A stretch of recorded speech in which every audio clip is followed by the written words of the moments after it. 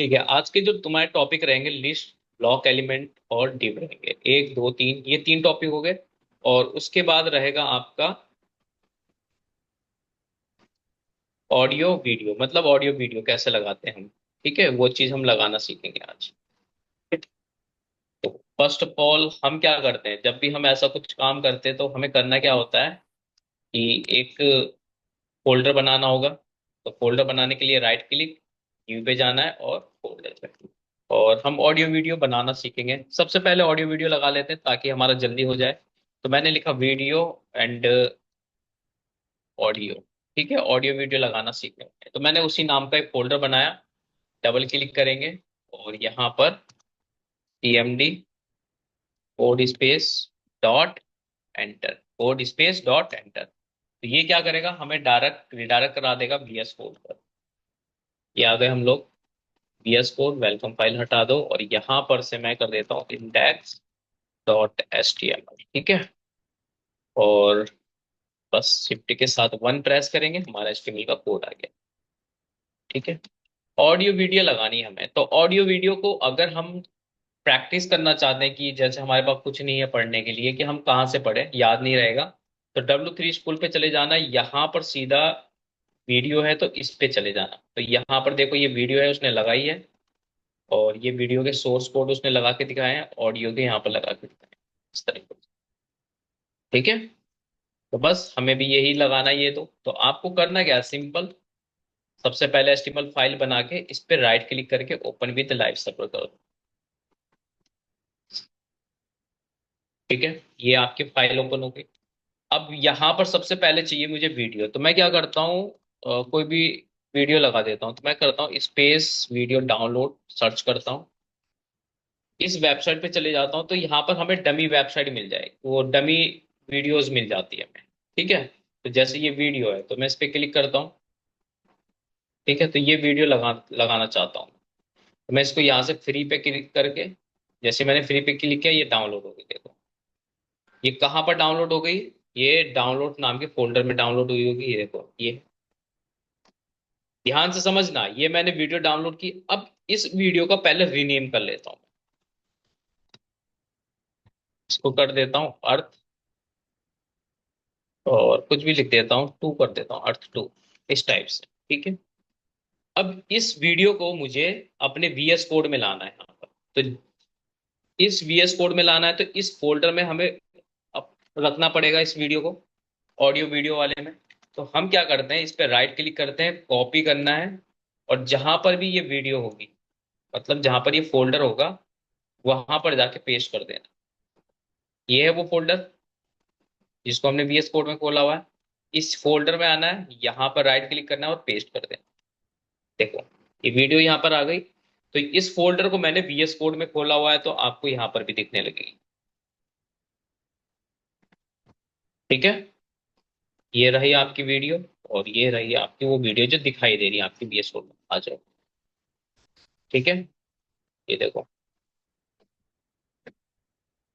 अब इस वीडियो को मुझे अपने HTML पे चलाना है। तो HTML पे चलाने के लिए मुझे करना क्या होगा, यहाँ पर वीडियो नाम का एलिमेंट यूज करना है।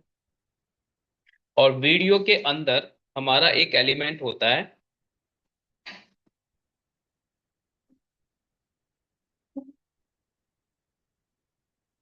सोर्स। सोर्स नाम का एक सिंगल एलिमेंट होता है। इसके अंदर दो एट्रीब्यूट होते हैं, SRC, और एक होता है टाइप। ठीक है, टाइप में हमेशा क्या लिखोगे आप, वीडियो स्लैश और आपका MP4, क्योंकि MP4 में है वीडियो। ठीक है, इस तरीके से आपने टाइप में लिखा। और यहाँ पर आपको एक कंट्रोलर और लिख देना है। कंट्रोलर नहीं लिखोगे तो नहीं आएगी ये वीडियो, तो कंट्रोलर लिखना है और सेव करा देना है। तो देखो जैसे मैंने कंट्रोलर लिखा, ब्राउजर पे आते हैं, ये रहा हमारा डॉक्यूमेंट। तो यहाँ पर इस टाइप से बन के आ गया ये ऑप्शन। इसकी हाइट विड्थ भी बढ़ा सकते हैं हम लोग। तो हाइट विड्थ के लिए यहाँ पर ही देना पड़ेगा वीडियो में। विड्थ मैंने लिखा 400 पिक्सल, बस। विड्थ दे दी, हाइट नहीं दी, तो उसी के अकॉर्डिंग विड्थ हो गई। हाइट भी बढ़ा देते हैं, हाइट 300 पिक्सल। तो देखो बढ़ गई ना। विड्थ तो और बढ़ा लो आप, 500 कर दो इसको। तो 500 की विड्थ हो गई, हाइट भी मेरी 300। इस तरीके से। इसमें वीडियो नहीं आ रही है। वीडियो क्यों नहीं आ रही है? जब तक हम इस वीडियो को यहाँ पर इसके एसआरसी में नहीं रखेंगे तब तक नहीं आएगी। तो यहाँ पर डॉट स्लैश, और मैंने इस वीडियो को यहाँ पर रखा और सेव करा। सेव कराने के बाद आपका ये वीडियो लग चुकी है।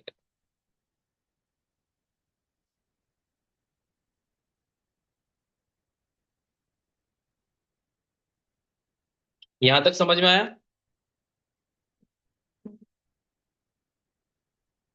विवेक, हेलो। Yes sir. ठीक है। उसके बाद क्या करना है कि हमें सेम तरीके से ऑडियो भी लगानी है। तो मैं इस ऑडियो को लगाने के लिए हमें ऑडियो नाम का ही एलिमेंट चाहिए होगा। तो जैसे मैंने लिखा ऑडियो, ऑडियो का ओपन टैग सर ये क्लोज टैग कंट्रोल क्यों लगाया सर, कंट्रोल? कंट्रोल्स। जब मैं कंट्रोल्स क्या करता है? कंट्रोल्स का क्या मतलब हो गया? किसी को कंट्रोल करना, है ना? तो हमारी कोई वीडियो चल हम्म। रही है तो उसको हम कंट्रोल करेंगे तो उसमें कुछ आइकन्स आते हैं इस तरीके से। ये कि इसको स्टार्ट करना, ये क्लोज करना, साउंड, ये हम्म। बड़ा कर देना, यहाँ से छोटा कर देना, ये कंट्रोलर्स ही तो है। अगर मैं इसका कंट्रोलर हटा देता हूं तो ये वीडियो चलना बंद हो जाएगी। अब कोई कंट्रोलर नहीं आएगा इस पे। अच्छा। ठीक है, तो यहाँ पर हम कंट्रोलर रख देते हैं। अब तो वापिस आ गया। क्लियर हो गया?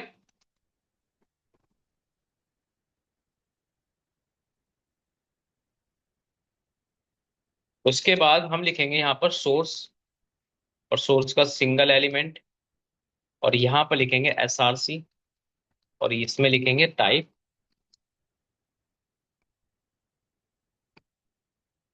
ठीक है। यहाँ पर भी वीडियो ही लगाएंगे तो वीडियो को ऑडियो बना देगा, बस MP4 लिख लो, कोई दिक्कत वाली बात नहीं है, सेम टू सेम लिख दिया।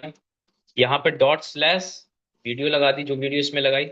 बस यहाँ पर आपको क्या कर देना है, कंट्रोलर लगा देना, कंट्रोलर तीसरे नंबर पे जो लाइन टिक कर देना। तो जैसे मैंने इसी वीडियो के लिए ऑडियो लगाया तो देखो यहाँ पर ये आ गया। यहाँ पर ऑडियो चलेगी आपकी, और यहाँ पर वीडियो वाले, यानी वीडियो एलिमेंट से वीडियो चलेगी, ऑडियो एलिमेंट से ऑडियो चलेगी। ठीक है, क्लियर हो गया? विवेक, आंसर देते रहा करो।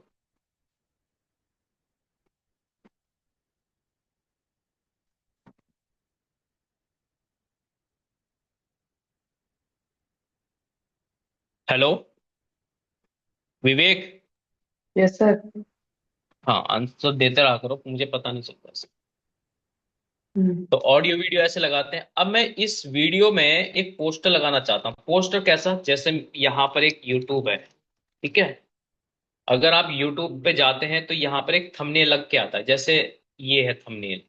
अब जैसे मैं इस पे होवर कर रहा हूँ तो वीडियो चलना स्टार्ट हो जा रही है। जैसे इसका थंबनेल है, ये देखो, उसमें कोई बैनर लगा हुआ है बाय डिफॉल्ट इमेज। सारी वीडियो में ऐसी बाय डिफॉल्ट इमेज लगी रहती है, ये देखो। और जैसे हम उस पे करते हैं तो वीडियो चलना स्टार्ट हो जाती है। देखो, ये देखो, है ना? तो ऐसे ही हम क्या करना चाहते हैं कि अपनी वीडियो पर एक नॉर्मल इमेज लगाना चाहता हूं, और जब मैं क्लिक करूं तब ये मेरी वीडियो चलना स्टार्ट करे। तो उसके लिए मैं क्या करता हूँ, एक इमेज लगा लेता हूँ। मैंने ऑलरेडी पहले इमेज डाउनलोड करके रखी हुई, तो वही इमेज लगा लेंगे हम। डाउनलोड्स में आओ, और यहाँ पर देखो ये रही वो इमेज, है ना? तो मैं इस इमेज को कॉपी करूंगा यहाँ से, राइट क्लिक, कॉपी, और अपने उस फोल्डर में खोलूंगा जहां पर ये VS कोड चल रहा है मेरा। ये रहा, यहाँ पर आना है, राइट क्लिक और पेस्ट। ठीक है। तो ये आपकी इमेज है, वो यहाँ पर आगे देखो, ये आ गई। बस इस इमेज को ही मुझे वीडियो में लगाना है। तो वीडियो में लगाने के लिए यहाँ पर एक पोस्टर नाम की आती है, पोस्टर। ठीक है। इस पोस्टर के एट्रीब्यूट की वैल्यू के अंदर बस ये इमेज का पाथ दे देंगे हम लोग। तो यहाँ पर डॉट स्लैश, और ये नेचर, बस ऐसे लगाना है, और ये आपके लग जाएगा। देखो लग गया ना, इमेज लग गई। जैसे ही मैं इस पे स्टार्ट करता हूं तो मेरा जो वीडियो है वो चल जाएगी, देखो। चल गई ना? देखो, रिफ्रेश करो, पहले मेरा पोस्टर आ रहा है, फिर मेरे उसके बाद जैसे मैं स्टार्ट करूंगा तब मेरी वीडियो चल रही। क्लियर?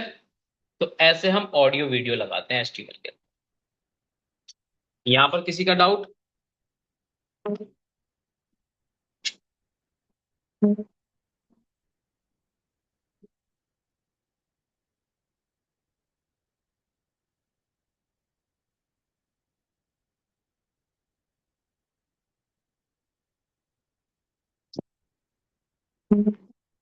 यहां तक डाउट कोई?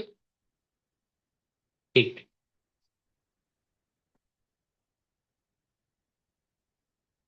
विवेक समझ में आ गया?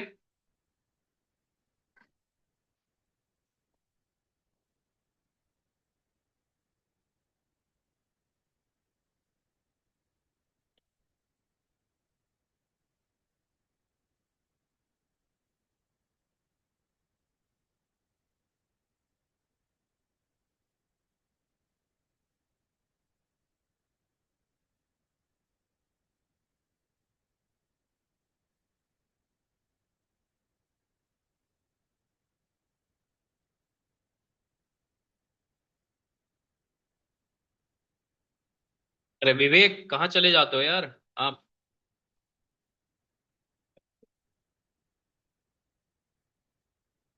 हेलो। Yes sir. आंसर देते रहा करो यार, ऐसे पता नहीं चलता कि आप क्लास में हो। ठीक है, तो अब पढ़ेंगे हम हम्म। लिस्ट। तो लिस्ट अभी तुम्हारी क्लास चलेगी इसके बाद, ठीक है, 15-20 मिनट। तो यहां पर है हमारे पास लिस्ट। तो लिस्ट है हमारे पास तीन टाइप की होती है। पहला ऑर्डर लिस्ट, दूसरा अनऑर्डर लिस्ट, और तीसरा होता है हमारा डिस्क्रिप्शन लिस्ट। तो हमें लिस्ट पढ़ना है। तो सबसे पहले लिस्ट पढ़ने के लिए मुझे करना क्या होगा, यहां पर पहले इनको हटा देता हूं मैं। तो यहां पर मैं क्या करता हूं, एक पैराग्राफ लेता हूं, यहां लिख देता हूं ऑर्डर लिस्ट। तो ये तो पैराग्राफ है, ये तो रैंडम लिख दिया मैंने, ताकि डिफाइन कर सकूं कौन सी ऑर्डर लिस्ट है, कौन सी अनऑर्डर लिस्ट है। अनऑर्डर लिस्ट, और एक होती है आपकी डिस्क्रिप्शन लिस्ट।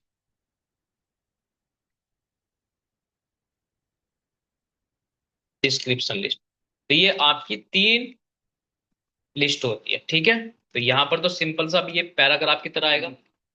अब मुझे इनके अंदर लिस्ट बनानी है। तो ऑर्डर लिस्ट कैसे बनाई जाती है? जो ऑर्डर लिस्ट होती है, अगर आप कभी भी ऑर्डर लिस्ट बनाओगे तो वो किससे बनाओगे? O L. ओ एल मतलब ऑर्डर लिस्ट। इसका ओपन टैग क्लोज टैग बनेगा। इसके अंदर आपका आएगा एल आई। एल आई मतलब लिस्ट, और इसके अंदर हम बनाएंगे लिस्ट। जैसे मैंने बना दी HTML, CSS, जावा, स्क्रिप्ट, और आपका रिएक्ट। बस ऐसे लिख दिया मैंने। तो ऑर्डर लिस्ट बन के तैयार हो गई। जो ऑर्डर लिस्ट है तो उसमें देखो आपके काउंट आते हैं 1 2 3 4। अब यही, इसी से मैं अनऑर्डर लिस्ट बनाता हूं। मैंने इसको कॉपी किया, अनऑर्डर लिस्ट के पैराग्राफ के ठीक नीचे इसको पेस्ट कर देता हूं ऐसे। तो ओ की जगह पर यू बन जाता है बस। तो ये अनऑर्डर बन जाएगा आपका, ये बन गया यू। ठीक है, तो ये आपकी अनऑर्डर लिस्ट बन के रेडी। तो ऑर्डर लिस्ट में क्या डिफरेंट है और अनऑर्डर में क्या डिफरेंट है? नंबर नहीं है, हाँ सिंबल्स हैं। ठीक है, तो यही इसका मेन डिफरेंस है। ठीक है, अब यहाँ पर क्या होता है कि इनके टाइप चेंज कर सकते हैं हम। जैसे 1 2 3 है तो इसमें ABCD में कन्वर्ट करना हो तो आप कन्वर्ट कर सकते हो। तो सबसे पहले मैं ऑर्डर लिस्ट के किस में जाता हूँ, ओपन टैग में जाके टाइप लिखता हूँ।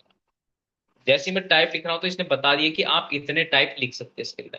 जैसे capital A small A, capital I small I, तो बस इतने ही है इसके अंदर जो लिख सकते हैं। कैपिटल ए लिखूंगा, कंट्रोल S, फाइल को सेव किया, ब्राउजर पे जाता हूं तो देखो ये ABCD से स्टार्ट हो गया। स्मॉल ए लिखता हूं, कंट्रोल S, तो आपके स्मॉल से स्टार्ट होगा। स्मॉल आई लिखूंगा तो रोमन नंबर सुना होगा आपने, उससे स्टार्ट होगा, कंट्रोल S, देखो। और कैपिटल आई लिखूंगा तो रोमन नंबर कैपिटल आई से स्टार्ट होगा। क्लियर? तो ये है टाइप्स किसके, ऑर्डर के। अब ऑर्डर में सेम टाइप लिखता हूं तो क्या इसके चेंज होंगे? कॉपी कर लेता हूं इसके, तो अनऑर्डर के ओपन टैग में लिख दिया, कंट्रोल S किया फाइल को। तो अनऑर्डर लिस्ट में इसके टाइप काम नहीं करते हैं, इसमें दूसरे टाइप काम करते हैं। जैसे इसमें मैं सर्कल लगा के दिखाता हूं कि आई की जगह पर आपको क्या लिखना पड़ेगा, सर्कल लिख दिया मैंने, तो इसमें सर्कल बन के आ जाएगा। देखो आ गए ना गोल गोल सर्कल। अगर यही काम मैं इसमें दूसरा भी बना सकता हूँ, स्क्वायर, तो आपके स्क्वायर बन के आगे देखो। ठीक है, तो ये मेन डिफरेंट होता है ऑर्डर लिस्ट में अनऑर्डर लिस्ट में। यहां तक क्लियर। नेक्स्ट टॉपिक का आता है डिस्क्रिप्शन लिस्ट। तो डिस्क्रिप्शन लिस्ट थोड़ा सा कॉम्प्लिकेटिव है, बट जब आप इसका यूआई चेक करोगे तब ये समझ में आएगा। तो सबसे पहले मैं बना के दिखा देता हूं कैसे बनेगा। आपने लिखना है इसमें डिस्क्रिप्शन लिस्ट। जब हम ऑर्डर लिस्ट बना रहे तो ओ एल यूज हो रहा था, अनऑर्डर लिस्ट बना रहे तो ये यूएल। तो डिस्क्रिप्शन लिस्ट बनाएंगे तो क्या यूज होगा, डीएल। अब इसमें तीसरा क्या होगा, डिस्क्रिप्शन टाइटल यानी टीडी, जैसे मैंने हेलो लिखा। उसके बाद डिस्क्रिप्शन डिटेल यानी डीडी, ऐसे। और मैंने यहां पर लॉरम 5 लिख दिया। तो 5 वर्ड की रेट हो गए, सेव करा दिया। सेव कराने के बाद अगर मैं इसका यूआई देखूंगा तो कैसा हो रहा है कि आपका यहाँ पर हेलो है, एक वर्ड छोड़ के स्टार्ट हो रहा है। ये डिस्क्रिप्शन टाइटल है और ये डिस्क्रिप्शन डिटेल होगी।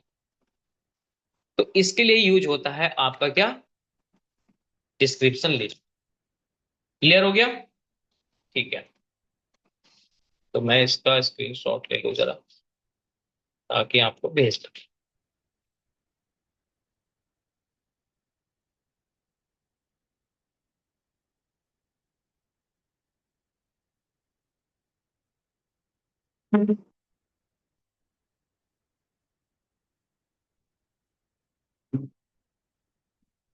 ठीक है,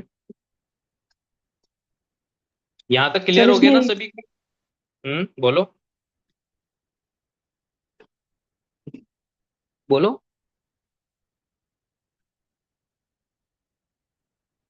क्या, हाँ, नहीं, क्या नाम है आपका, दिव्यांश, किस चीज की क्लास। अरे यार, 1 मिनट रुको।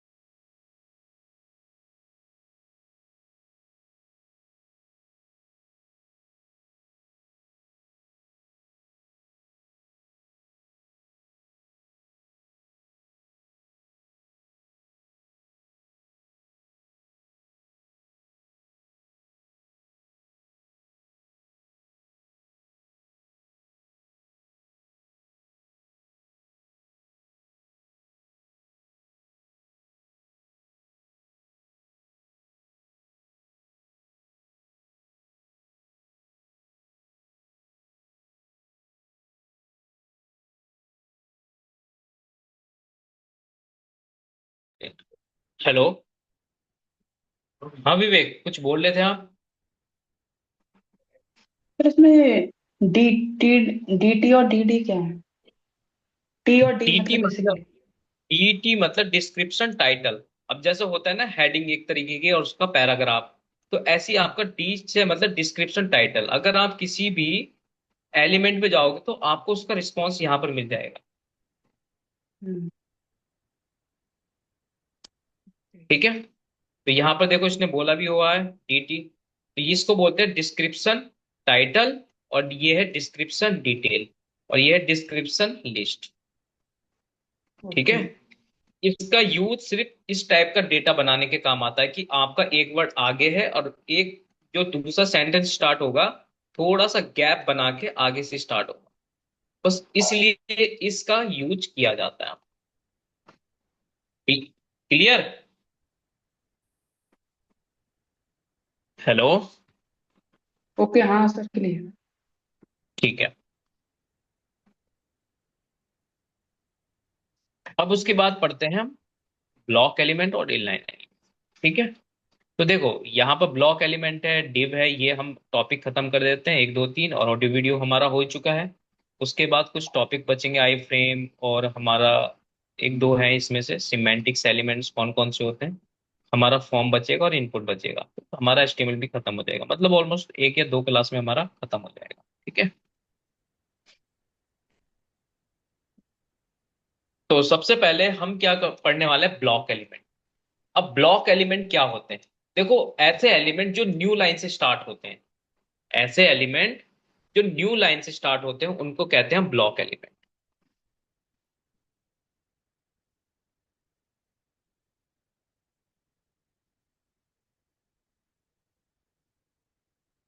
जैसे कौन कौन से ऐसे हमारे एलिमेंट है जो न्यू लाइन से होते हैं, तो इसमें दोनों के दोनों पढ़ेंगे हम, ब्लॉक लेबल एलिमेंट कौन से होते हैं और हमारे इनलाइन एलिमेंट कौन से होते हैं। तो इसमें साफ बोला गया है कि जो न्यू लाइन से स्टार्ट होते हैं, बोल रहे हैं ना, न्यू लाइन से जो स्टार्ट होते हैं हमारे ब्लॉक एलिमेंट होते हैं, और इनलाइन एलिमेंट न्यू लाइन से स्टार्ट नहीं होते हैं। ये साफ इसने दो बात बोल दिया। ब्लॉक एलिमेंट कौन कौन से होते हैं? तो ब्लॉक एलिमेंट आपके ये हैं, ये आपके ब्लॉक एलिमेंट है, ये वाला एड्रेस, DL DT, है ना, H1 H6 तक आपके ब्लॉक एलिमेंट होते हैं। OL video, P paragraph, HR LI main table, nav footer, DT div, form, UL, ये सारे के सारे आपके क्या है, ब्लॉक एलिमेंट है, जिनको लिखने से वो हर बार न्यू लाइन से स्टार्ट होते हैं। और इनलाइन एलिमेंट कौन से हैं? आपके ये इनलाइन एलिमेंट, एंकर टैग आपका इनलाइन एलिमेंट है, बटन आपका इनलाइन एलिमेंट है ना, स्पैन है, सब है, पी है, ये सब आपकी क्या है, ब्लॉक एलिमेंट है। ठीक है। तो ब्लॉक एलिमेंट इनलाइन एलिमेंट में हम डिफरेंट समझने वाले हैं। तो सबसे पहले ब्लॉक एलिमेंट कैसे होते हैं वो बना के दिखाता हूं, देखो। जैसे पैराग्राफ, पी, पी क्या है, हमारा ब्लॉक एलिमेंट है। तो जैसे मैंने पी में लिखा हेलो, और इसको -1 लिखा, मैं लेट सपोज टेक्स्ट तो मैं कुछ भी लिख सकता हूँ, टेक्स्ट तो मैं कुछ भी लिख सकता हूँ, तो मैंने पैराग्राफ में लिखा हेलो 1, अगर इसको ब्राउजर पे देखता हूं तो ये क्या होगा, ऐसे स्टार्ट हो रखा है। अब मैं हेलो 2 इसको कॉपी करता हूँ, नीचे स्टार्ट कर देता हूं, तो देखो, तो ये न्यू लाइन से स्टार्ट होगा, हो रहा है ना, न्यू लाइन से स्टार्ट, पहली लाइन, ये दूसरी लाइन। अगर यही काम मैं किससे करूं, इनलाइन एलिमेंट से, तो इनलाइन एलिमेंट कौन सा होता है, एंकर टैग को बोला था हमने इनलाइन एलिमेंट, तो मैंने एंकर टैग से लिखा हेलो,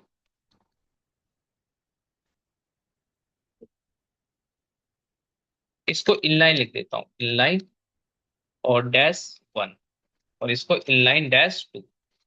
ठीक है। इसको लिख देते हैं ब्लॉक, ताकि हम हमें पहचान रहे कि कौन सा ब्लॉक बता रहे हैं हम, कौन सा इनलाइन। क्लियर? सेव कराओ, और सेव कराने के बाद अगर आप यहाँ पर ध्यान से देखोगे, जो ब्लॉक एलिमेंट है वो टॉप से बॉटम के लिए चल रहे हैं, मतलब न्यू लाइन से स्टार्ट हो रहे हैं, और न्यू इनलाइन एलिमेंट देखो लेफ्ट टू राइट चल रहे हैं, मतलब लेफ्ट से राइट की ओर चल रहे हैं, पहला और ये दूसरा। समझ आया? तो इसको बोलते हैं ब्लॉक, इसको बोलेंगे इनलाइन एलिमेंट जो सेम लाइन से स्टार्ट होते हैं, और ब्लॉक एलिमेंट टॉप से बॉटम। जैसे मैं एक और ब्लॉक एलिमेंट बनाता हूँ, तो मैंने यहाँ पर ब्लॉक एलिमेंट 3 लिखा, और यहाँ पर इनलाइन एलिमेंट भी बना देता हूँ 3। इस टाइप से, और सेव करा दिया। जैसे मैंने ये देखा, तो यहां पर अगर तुम ध्यान से देखोगे तो ब्लॉक एलिमेंट टॉप से बॉटम के लिए चल रहे हैं और inline element left to right चल रहे हैं। तो क्लियर हो गया यहां तक? तो ऐसे हमारा काम करता है ब्लॉक एलिमेंट इनलाइन। आगे समझ में? ठीक है। अब इसमें और भी चीज है, जैसे मैं इसमें बैकग्राउंड कलर देता हूँ, स्टाइल, और बैकग्राउंड कलर मैंने दे दिया येलो।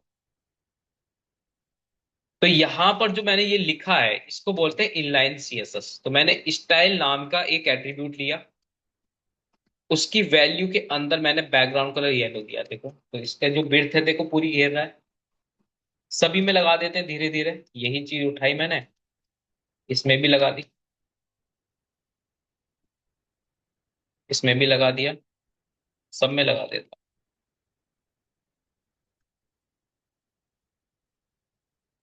लगा दिया येलो कलर। तो देखो क्या डिफरेंट मिलता है। ये ब्लॉक एलिमेंट है पूरी यहां तक विड्थ ले रहा है अपनी। इनलाइन एलिमेंट जितना टैक्स होता है उतनी ही विड्थ होती है। समझ आया विवेक? समझ आया यहां तक? Yes sir. ठीक है। दूसरा, जो हमारे इनलाइन एलिमेंट होते हैं उनमें हाइट विड्थ नहीं होती है। होता है ना, जैसे एक डब्बा बनाना है तो उसमें हाइट विड्थ चाहिए होती है। तो ऐसी हमारी इनलाइन एलिमेंट के अंदर हाइट विड्थ नहीं होती है। ठीक है, तो मैं लगा के दिखाता हूं पहले। तो एक एक एलिमेंट इनके हटा दो ताकि ये ज्यादा भीड़ भड़ाका ना हो इसमें, है ना। तो हम दो ही रखते हैं बस ऐसे। ठीक है। अब इनमें मैं हाइट विड्थ प्रोवाइड कराता हूँ। जैसे यहां पर येलो के बाद मैंने लिखी यहां पर विड्थ 100 पिक्सल। ठीक है, तो 100% विड्थ होगी इसकी। और हाइट भी मैं कुछ कर देता हूँ इसकी, हाइट 50 पिक्सल, यानी 50 पिक्सल। इसमें सेंटीमीटर मीटर नहीं चलता, पिक्सल चलता है। ठीक है, तो याद रखना। ये हो गया आपका। ऐसे ही मैं इसको उठाता हूँ पूरे को, और सभी में ही पेस्ट कर देता हूँ दोबारा से। इसमें भी दे दिया ब्लॉक एलिमेंट में। अब इनलाइन में भी हाइट विड्थ दे दी मैंने। देखो ये दे दी इनलाइन में हाइट विड्थ।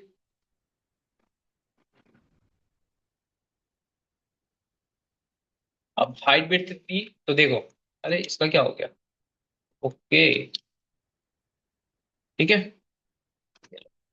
तो जो ब्लॉक एलिमेंट है उनमें तो हाइट विड्थ दोनों लग रही है, पर इनलाइन एलिमेंट में हाइट विड्थ नहीं लगती है। क्लियर है? यहां तक समझ में आ गया? तो ये थे हमारे ब्लॉक एलिमेंट और इनलाइन एलिमेंट। तो ब्लॉक एलिमेंट टॉप से बॉटम चल रहे हैं, देखो ये टॉप पहला ही आया फिर दूसरा आया। और inline element left to right चलते हैं। ब्लॉक एलिमेंट न्यू लाइन से स्टार्ट होते हैं, और इनलाइन एलिमेंट न्यू लाइन से स्टार्ट नहीं होते हैं। ब्लॉक एलिमेंट में हाइट विड्थ की प्रॉपर्टी लगती है, बट इनलाइन एलिमेंट में हाइट विड्थ की प्रॉपर्टी नहीं लगती। क्लियर है? दोनों में डिफरेंट पता चल गया? तो ये थे हमारे ब्लॉक एलिमेंट और इनलाइन एलिमेंट।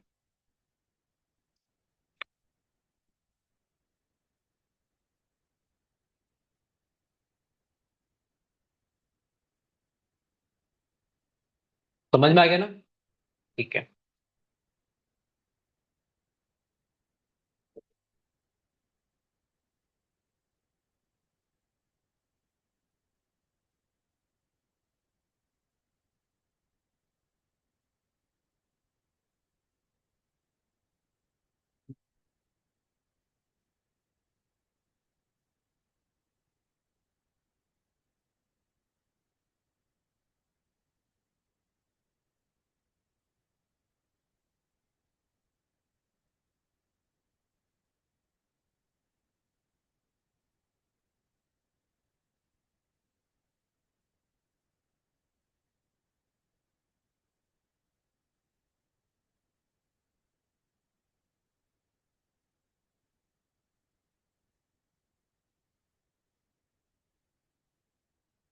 ठीक है, नेक्स्ट टॉपिक है आपका, इसमें हम आज यहाँ तक ही पढ़ेंगे। इसमें डिव एलिमेंट तक। ठीक है। अब डिव एलिमेंट क्या होता है? डिव मतलब एक ऐसा एलिमेंट जो एक कंटेनर बनता है। तो यहां पर हम कंटेनर के लिए यूज होता है, जैसे बोला गया है div element is use to as a container. क्या है? Element is use as a container. हम इसको एज अ कंटेनर की तरह यूज करते हैं। मतलब कंटेनर क्या होता है? एक डब्बा सा होता है जिसके अंदर सामान रख सकते हैं। तो जितने भी हमारे एचटीएमएल के एलिमेंट होते हैं, हम अगर पैराग्राफ हेडिंग बना रहे हैं तो उनको डिप के अंदर रखते हैं, उसको इमेज को डिप के अंदर, टेबल को डिप के अंदर, ताकि हम उसकी सीएसएस अच्छे से कर सकें। तो डिव एलिमेंट का काम उसी के लिए यूज होता है। अब देखो मैं इसका एग्जाम्पल करके दिखाता हूँ। तो मेरे पास क्या है, दो पैराग्राफ है। एक मैंने H1 लिया और यहां पर लिखा मैंने हेलो। ऐसे नहीं लिख देता हूँ, लॉरेम से लिख देता हूँ, लॉरेम 2। ठीक है। और दूसरा लिख देता हूँ पैराग्राफ P, और इसमें लॉरेम 5। तो H1 और पैराग्राफ अलग अलग लिखे हुए हैं। ऐसी मैं इसको कॉपी करता हूँ और इन दोनों को किसी डिव में रख देता हूँ। डिव नाम का एलिमेंट बनाना है। ये देखो ये बनाया। और डिव में रखने से क्या बेनिफिट होता है, विदाउट डिव के क्या बेनिफिट होते हैं वो समझा देता हूँ। पहले इसको ना, ये आगे पीछे हो रहे हैं, देखो ये आगे है ये पीछे। तो इनको सही करने के लिए आपको control A, right click blue वाले पर, और ओपन सॉरी फॉर्मेट डॉक्यूमेंट पे क्लिक करोगे तो ये सेट हो जाएगा। देखो हो गया ना, देखो। तो इसलिए हम इसका यूज करते हैं। अब देखो डिफरेंट इसमें कुछ नहीं आने वाला। अगर आप डिव में रख रहे हो तो कोई डिफरेंस नहीं आ रहा, विदाउट डिव रख रहे हो तो कुछ डिफरेंस नहीं आएगा। यूआई पे देखते हैं तो कोई डिफरेंस दिखाई दे रहा है आपको? दिखाई दे रहा है कोई डिफरेंस नहीं। बट जैसे मैं इनपे बैकग्राउंड कलर लगाता हूं, मैं चाहता हूं कि H1 का कलर भी येलो हो और पैराग्राफ का भी येलो कलर हो। ठीक है, तो देखो कैसे करेंगे हम लोग। यहां पर मैंने H1 में एक स्टाइल नाम का एट्रीब्यूट रखा। यहां पर रखा मैंने बैकग्राउंड कलर येलो, सेव कराया। तो H1 में अपना बैकग्राउंड कलर ले लिया। ठीक है। अब यही कॉपी करता हूं मैं और पैराग्राफ में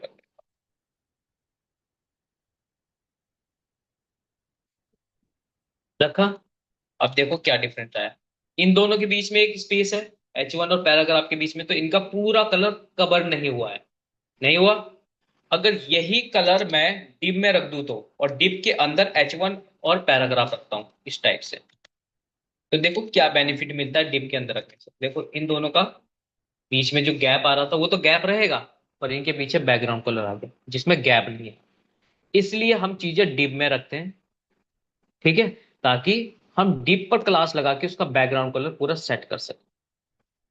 तो ये होता है डिव का काम आपका HTML।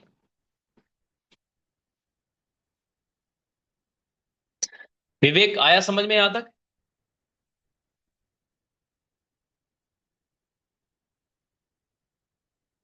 हेलो।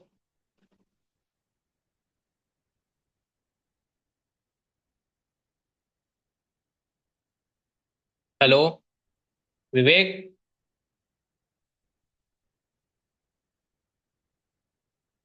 हेलो।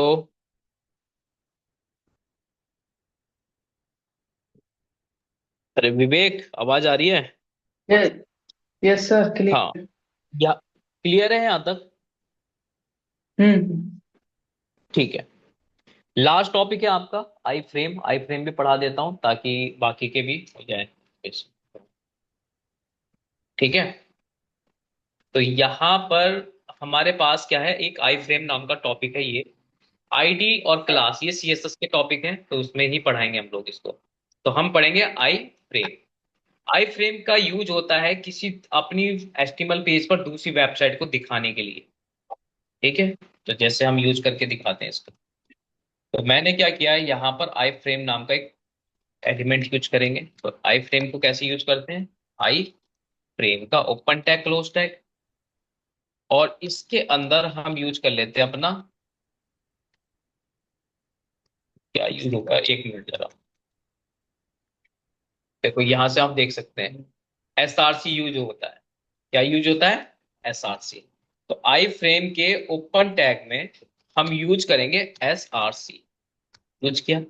और यहां पर आप जिसकी वेबसाइट दिखाना चाहोगे वो वेबसाइट आपके ब्राउजर पे दिखाई देगी।